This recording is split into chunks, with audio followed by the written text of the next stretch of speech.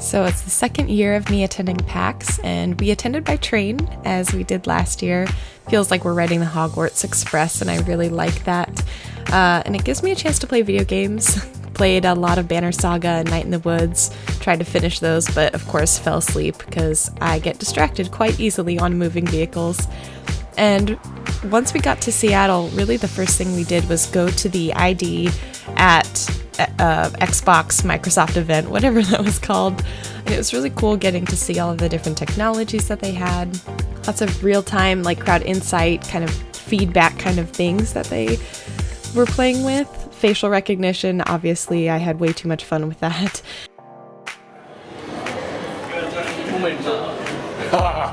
38, so close, so close. Okay, wait.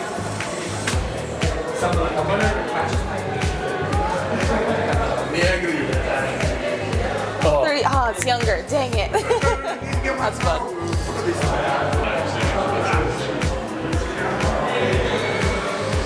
That's so professional.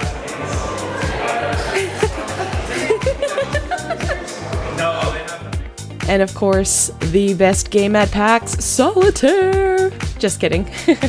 But we did spend time beating a game of Solitaire, which was great.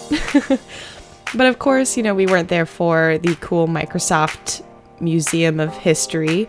We were there for the games. So we went up to the Mix event, or sorry, not the Mix event, the event upstairs. And the games really spoke for themselves. Ooblets was my favorite. I just can't get over how adorable it is and how much like Pokemon it is. The first day of PAX was a lot of lines. You'll see a lot of walking. We picked up our swag bags, which honestly we actually gave up to people as soon as we were done with them. And once we got into the convention center, we didn't get there as early as we had hoped, and so we were a lot further back in the line than we were last year. Lots of people, lots of cool things to see, but so many people, which I have to get used to. And the video games were great. Some of my personal favorites you'll see in the top 10 video, but of course there were way too many to name.